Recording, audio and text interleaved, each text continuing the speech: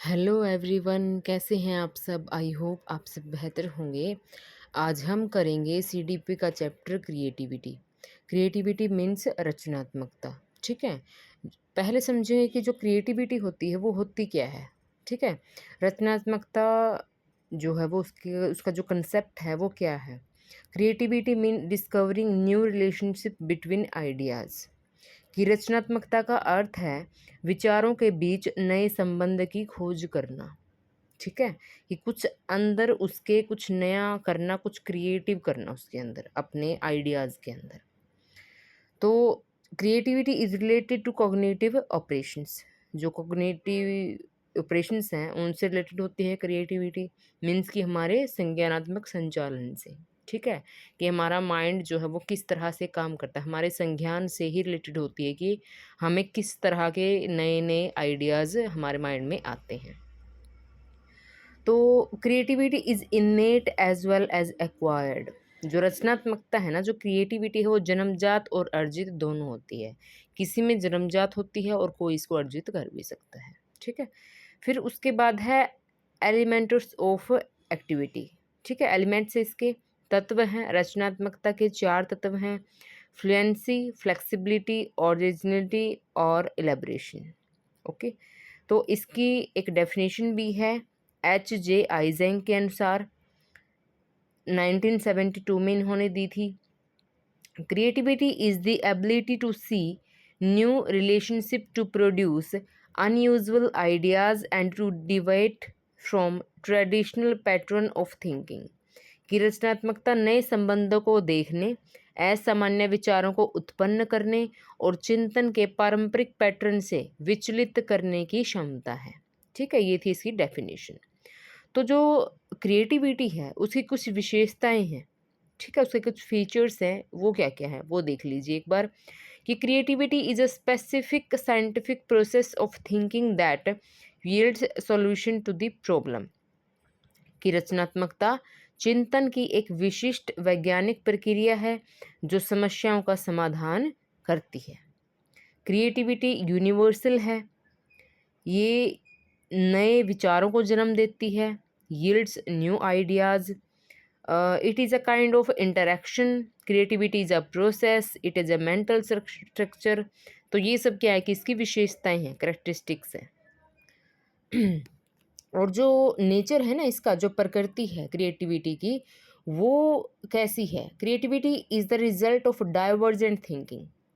एक होती है कन्वर्जेंट थिंकिंग और एक होती है डाइवर्जेंट थिंकिंग। इसके बारे में पढ़ेंगे आगे।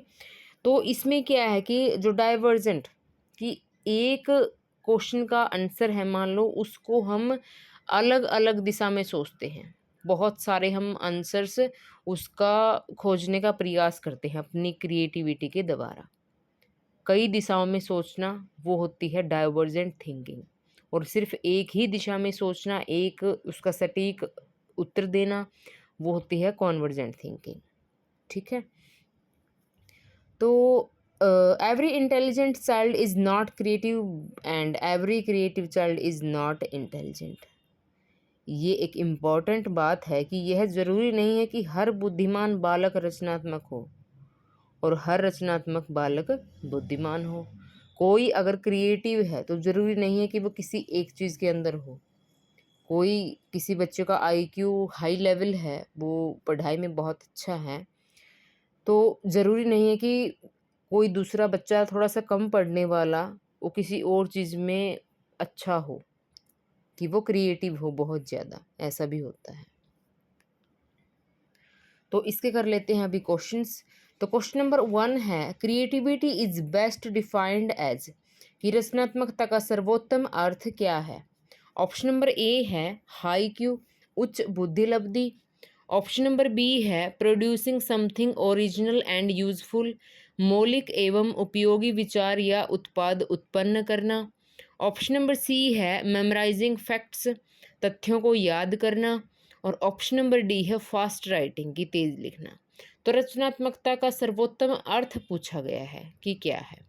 तो इसका ऑप्शन नंबर जो बी है वो सही आंसर होगा, producing something original and useful.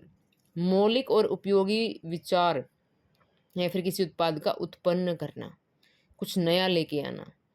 Creativity means producing original and useful ideas, not just intelligence और मेमोरी। ज़रूरी नहीं है कि जिसके अंदर उसकी मेमोरी अच्छी है या फिर उसमें जो उसका आईक्यू है, इंटेलिजेंट क्वेश्चंस है, वो बहुत ज़्यादा हो कि वो बच्चा क्रिएटिव हो, ऐसा ज़रूरी नहीं है। जिसका आईक्यू नॉर्मल भी है, सामान्य है, तो उसमें भी क्रिएटिविटी बहुत अच्छी पाई जा सकती है। क्वेश्चन नंबर 2 है, according to Guilford creativity is mainly related to, कि गिलफर्ड के अनुसार रचनात्मकता मुख्यतः किससे संबंधित है। ऑप्शन नंबर ए है convergent thinking, option number B है डाइवर्जेंट थिंकिंग, अपसारी चिंतन, और कन्वर्जेंट होता है अभिसारी चिंतन। ऑप्शन नंबर सी है मैकेनिकल मेमोरी, और ऑप्शन नंबर डी है रॉट लर्निंग। तो गिलफर्ड के अनुसार रचनात्मकता मुख्यतः किससे संबंधित है, तो option number B divergent thinking. Convergent होता है एक दिशा में सोचना, और डाइवर्जेंट होता है भिन्न भिन्न दिशाओं में सोचना, कि बहुत सारी दिशाओं में सोचना। कि divergent thinking involves generating many possible solutions to a problem, a key feature of creativity. अब जो ये गिलफर्ड हैं, इन्होंने दिया था ये कन्वर्जेंट थिंकिंग और डाइवर्जेंट थिंकिंग, ठीक है, ये दोनों चीज़ें इन्होंने दी थी गिलफर्ड ने। अब जो ये कन्वर्जेंट थिंकिंग है, तो इसके अंदर जैसे कि डेटा है, फैक्ट्स है, परसिस्टेंस है, फोकस है, फाइंड अ सिंगल आंसर है, ये सब एक ही दिशा की हैं, ठीक है। ये क्या है कि एक दिशा में सोचना और एक सटीक उत्तर दे देना, वो होती है अभिसारी चिंतन या फिर कन्वर्जेंट थिंकिंग। दूसरा है divergent thinking, explore possibilities, ideas, idea quality quantity है, नो जजमेंट्स हैं, तो ये सब क्या है कि डाइवर्जेंट थिंकिंग में आता है। और जो क्रिएटिविटी है वो किस में आएगा, डाइवर्जेंट थिंकिंग में। क्वेश्चन नंबर 3 है, which is not a characteristic of a creative child, कि निम्न में से कौन सी रचनात्मक बालक की विशेषता नहीं है। ऑप्शन नंबर ए है क्यूरियोसिटी, जिज्ञासा, ऑप्शन नंबर बी है ओरिजिनलिटी, मौलिकता, ऑप्शन नंबर सी है ब्लाइंड ओबीडियंस, अंधानुकरण, और ऑप्शन नंबर डी है इमेजिनेशन, कल्पना शक्ति। तो रचनात्मक बालक की विशेषता पूछी गई है, कौन सी नहीं है, नॉट का क्वेश्चन है। तो ऑप्शन नंबर जो सी है ब्लाइंड ओबीडियंस, कि आंख बंद करके किसी चीज़ के ऊपर विश्वास कर लेना और उसको मान लेना, तो वो क्या है कि क्रिएटिव चाइल्ड की करेक्टरिस्टिक नहीं है, ठीक है। आपको क्या करना होता है कि कोई भी चीज़ ठीक है मानो, लेकिन क्या है कि हम अगर उस पर क्वेश्चन करें और पूछें कि ये कैसे हो सकता है, ठीक है, कोई भी चीज़ है तो ये किस तरह से हुई है, क्वेश्चन करना भी इम्पोर्टेंट होता है। कि हम डाइवर्जेंट टाइप से सोच रहे हैं, डाइवर्जेंट थिंकिंग का यूज़ हम कर रहे हैं उसके अंदर। तो क्यूरियोसिटी, जिज्ञासा होती है रचनात्मक बालक में, ओरिजिनलिटी होती है, इमेजिनेशन होती है, लेकिन जो ब्लाइंड ओबीडियंस है वो नहीं होता है। Creative children question ideas rather than blindly accepting them, कि क्वेश्चन करते हैं उससे रिलेटेड वो, ना कि वो आंख बंद करके उस चीज़ को स्वीकार कर ले। क्वेश्चन नंबर 4 है, फ्लुएंसी इन क्रिएटिविटी मीन्स, कि रचनात्मकता में फ्लुएंसी का अर्थ क्या है। ऑप्शन नंबर ए है one correct answer, option number B है प्रोड्यूसिंग मैनी आइडियाज़, अनेक विचार देना, ऑप्शन नंबर सी है गुड हैंड राइटिंग, और ऑप्शन नंबर डी है हाई मार्क्स। की रचनात्मकता जो क्रिएटिविटी है उसमें फ्लुएंसी का मीन्स क्या है। एलिमेंट्स हैं क्रिएटिविटी के, तत्व हैं, चार तत्व बताए गए हैं, फ्लुएंसी, फ्लेक्सिबिलिटी, ओरिजिनलिटी और इलेबोरेशन। हिंदी में है प्रवाह, लचीलापन, मौलिकता और विस्तारण। ये अलग अलग हैं, इनको अब थोड़ा सा समझ लेते हैं कि है क्या। तो ये है चार तत्व, एलिमेंट्स हैं क्रिएटिविटी के। फ्लुएंसी ये क्या है कि आइडियाज़ देना, उस चीज़ से रिलेटेड कोई भी प्रॉब्लम है उससे आइडियाज़ देना। इलेबोरेशन, डिटेल्स ऑफ आइडियाज़, उसमें आइडियाज़ की डिटेल्स होती हैं। ओरिजिनलिटी, यूनिकनेस ऑफ आइडियाज़, कि आइडियाज़ में कितनी यूनिकनेस है, क्रिएटिविटी उसके अंदर कितनी है। फ्लेक्सिबिलिटी, वैरायटी ऑफ आइडियाज़, की वैरायटी किस किस तरह की है आइडियाज़ की। तो ये हैं 4 एलिमेंट्स क्रिएटिविटी के, और इससे रिलेटेड ये क्वेश्चन है। तो फ्लुएंसी का अर्थ क्या है इसमें कि प्रोड्यूसिंग मैनी आइडियाज़, पहले क्या है कि हम प्रोड्यूस करते हैं आइडियाज़ को, कि अनेक विचार देना। तो ऑप्शन नंबर बी इसका सही आंसर है। Fluency is the ability to generate a large number of ideas. Fluency का मीन्स यहाँ पे क्या है कि एबिलिटी होना, उसके अंदर योग्यता कैसी कि जनरेट, कि वो उत्पन्न कर सके लार्ज नंबर ऑफ आइडियाज़, की बहुत सारे आइडियाज़ को। क्वेश्चन नंबर 5 है फ्लेक्सिबिलिटी रेफर्स टू, कि फ्लेक्सिबिलिटी का अर्थ क्या है।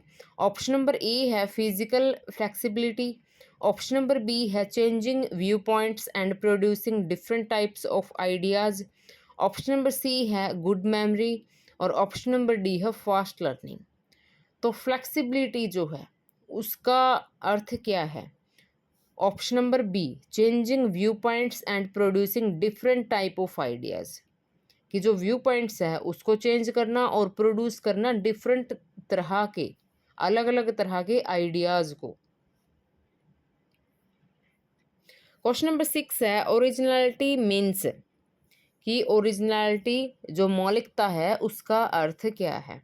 ऑप्शन नंबर ए है repeating old ideas, option number B है giving uncommon and unique ideas, option number C है कॉपिंग अदर्स, और ऑप्शन नंबर डी है रीडिंग बुक्स।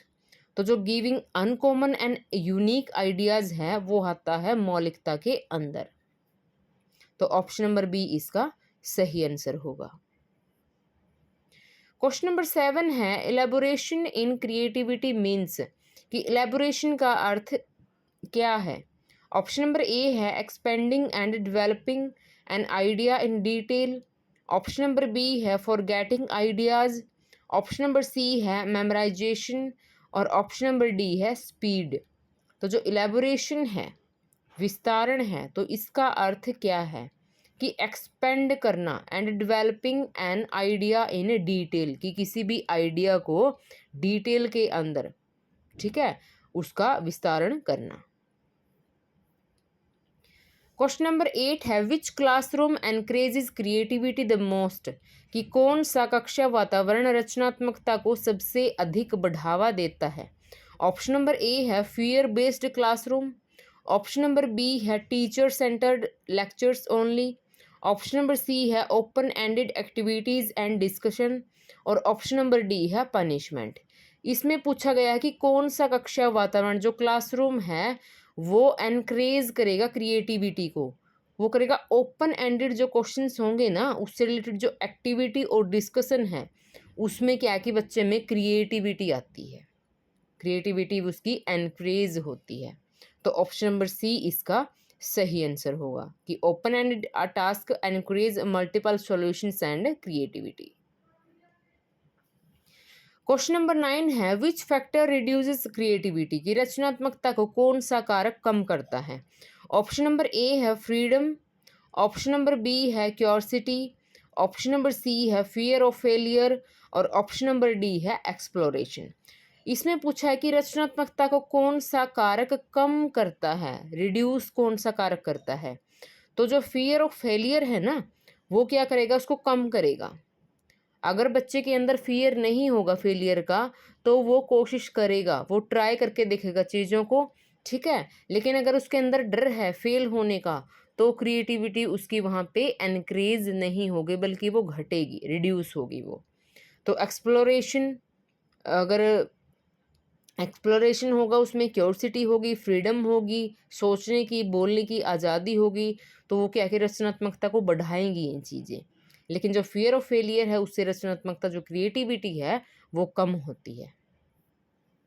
क्वेश्चन नंबर 10 है विच एक्टिविटी बेस्ट डेवलप्स क्रिएटिविटी, कि कौन सी गतिविधि रचनात्मकता का सर्वोत्तम विकास करती है।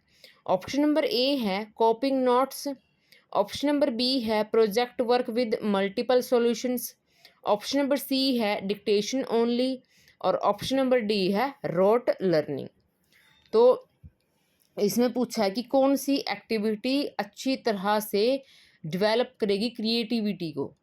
तो project work with multiple solutions, अगर प्रोजेक्ट वर्क कोई बच्चों को दिया जा रहा है, प्रोजेक्ट वर्क है, मल्टीपल सॉल्यूशंस के साथ। उसमें क्या है कि डाइवर्जेंट थिंकिंग है उसका यूज़ होता है और उसमें क्रिएटिविटी बच्चा अपनी अच्छी तरह से कर सकता है।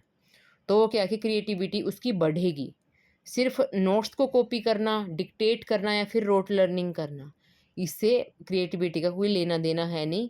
तो क्या है कि अगर प्रोजेक्ट वर्क मल्टीपल सॉल्यूशंस के साथ इसको दिया जाए तो डाइवर्जेंट थिंकिंग का यूज़ करेगा बच्चा, वो भिन्न भिन्न दिशाओं में सोचेगा, बहुत सारे आंसर्स उससे लेके आने की कोशिश करेगा। तो ऑप्शन नंबर बी इसका सही आंसर है। सो गाइस, वीडियो पसंद आए तो लाइक करना, शेयर करना और चैनल को सब्सक्राइब करना ना भूलें। Thank you for watching.